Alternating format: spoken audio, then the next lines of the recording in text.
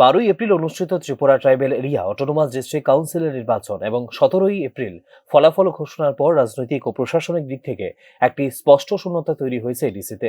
18 April বিজয়ী Tipra Motha party রাজ্যপালের কাছে নতুন পরিষদ গঠনের দাবি জানালেও এখনো পর্যন্ত লোকভবনের তরফে করা হয়নি আনুষ্ঠানিক বিজ্ঞপ্তি জারি।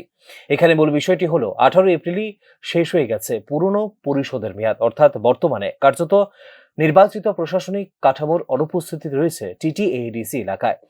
এই অবস্থাকে প্রশাসনিক ভাষায় ইনস্টিটিউশনাল ভ্যাকুম বলা হয়, যা দীর্ঘস্থায়ী হলে নীতি গ্রহণ, উন্নয়নমূলক প্রকল্প বাস্তবায়ন এবং স্থানীয় শাসন ব্যবস্থার সরাসরি প্রভাব ফেলতে পারে বলে মনে করেন বিশ্লেষক মহল। ত্রিপুরা উপজাতি অধ্যুষিত বিস্তীর্ণ অঞ্চলের জন্য একটি অত্যন্ত গুরুত্বপূর্ণ স্বায়ত্তশাসিত সংস্থা হল টিটিএডিসি।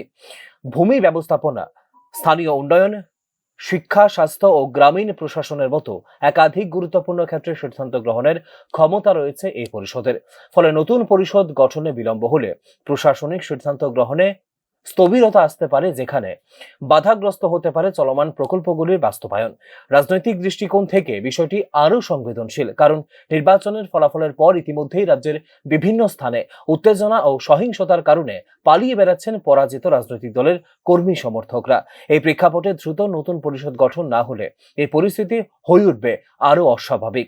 সার্বিকভাবে অতি দ্রুত টিটিএডিসির নতুন পরিষদ গঠন এখন শুধু একটি প্রশাসনিক দাবি নয়, বরং এটি হয়ে উঠেছে এডিসি রাজনৈতিক স্থিতিশীলতা এবং শাসন ব্যবস্থার ধারাবাহিকতা রক্ষার জন্য সময়ের দাবি।